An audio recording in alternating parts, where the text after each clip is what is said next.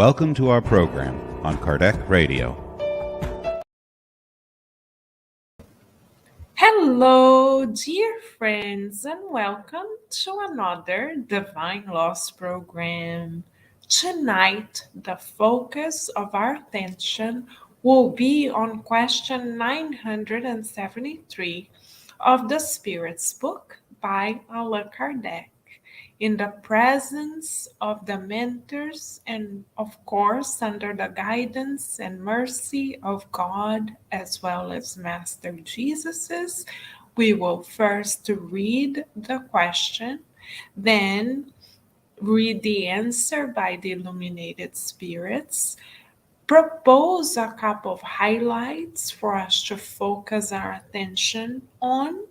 Afterwards, we will finalize these moments with a therapeutic exercise so that we can best learn to feel the scriptures, bring the words closer to our hearts.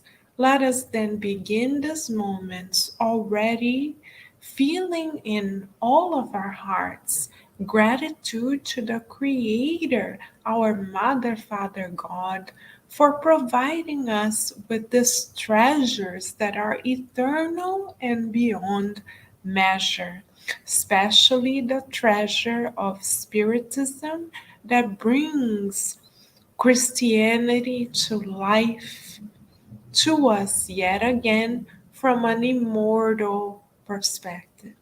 What a blessing. Let us then read question 973, thinking of the blessings of immortal life under the guidance and inspiration of the Christ always. So in question 973, Kardec asks, what are the greatest sufferings bad spirits have to endure? Through Spiritism, we learn that none of us change overnight, and that death does not, quote unquote, physical death does not, quote unquote, sanctify us. That as we transition to our true home, we shall carry these very same tendencies that we cultivate in the here and now. This is why it's important for us to have awareness of who we are, immortally speaking, starting today and every day to follow. So let us hear the answer from the illuminated spirit so that we learn more about immortality of the soul together, shall we? The illuminated spirits, in explaining the kinds of sufferings that bad spirits have to endure, say, it is utterly impossible to describe the mental tortures that are punishment for some crimes. The actual spirits who suffer them find it difficult to give you an idea of them, but assuredly the most frightful is the thought of being condemned forever. Thankfully, we know that none of us are condemned forever because it is a law of God that we progress. But it is also a law of God, a divine law, that we respond, take responsibility for our actions. So, this is why our brothers and sisters that are away from the proposal of Christ consciousness temporarily, that we may call bad spirits temporarily, because no one is destined to be bad, may suffer as they discarnate and return to their true home. They may suffer because as they transition, there are no longer distractions, and all they see and feel is a reflection of themselves.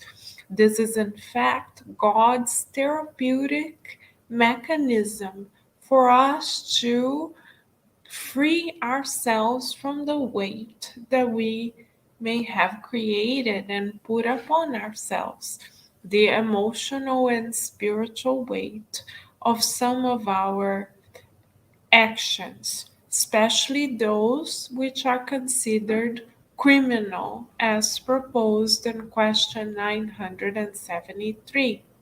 What is considered criminal under the eyes of God, symbolically speaking, may not be criminal under human law.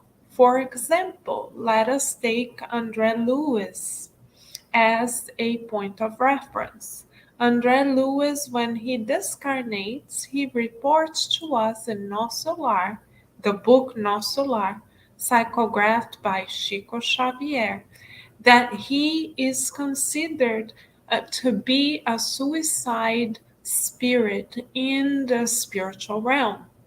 He doesn't understand initially why this is so, since he did not try to shorten his physical life on purpose consciously.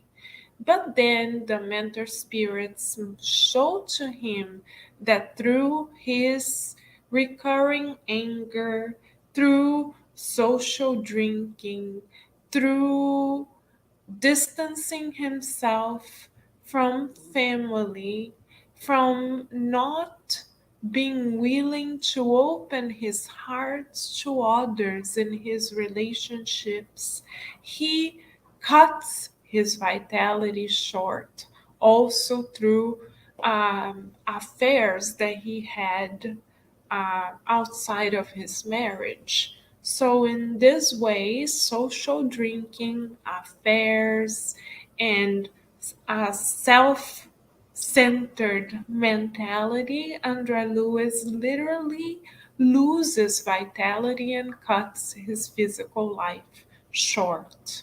So, though he is not perceived as a criminal for social drinking, for engaging in social drinking, for expressing anger quite frequently, for smoking, for engaging in affairs, and for literally taking care of his business, although he's not seen as a criminal by society at large, his consciousness knows that his choices were not fully aligned with the Christ consciousness. So, as he awakens in the hospital of Nosso Lar, the colony, after being kindly rescued by the mercy of God and the intervention of his own mother, he becomes more aware of the multidimensional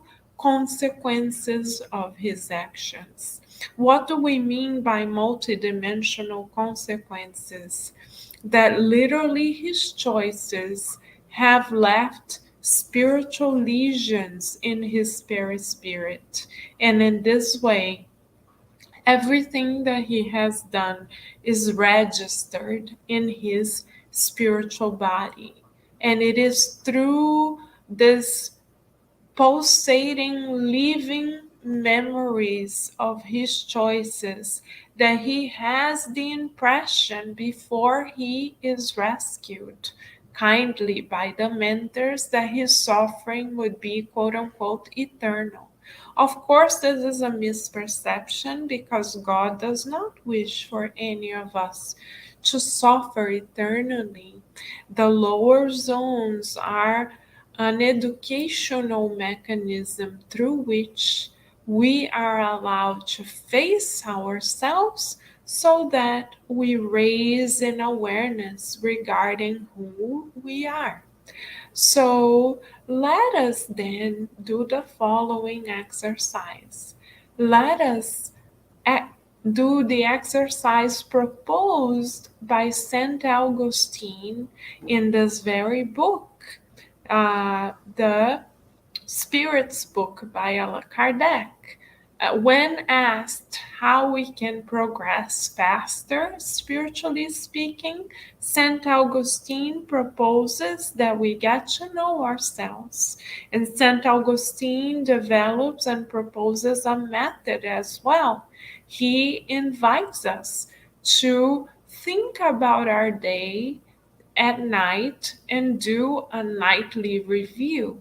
Tell ourselves where we can better ourselves, what we could have done differently, and also notice what was done well, so that not only do we celebrate our progress from an immortal point of view, for instance, being kinder, being more patient, being more useful, but also we see how we can adjust ourselves so as to align ourselves with the Christ consciousness, with the Christ Himself, our model and guide.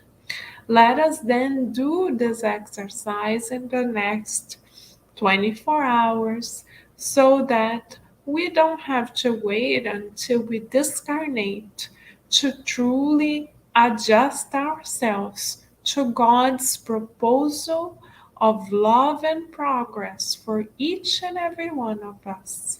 It is so hopeful for us to know that we all reincarnated to progress through loving one another, through being useful to one another. It is in this way that we become useful to God as well.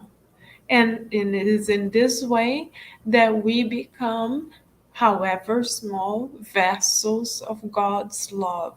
What a beautiful and hopeful proposal from the on high for you and I.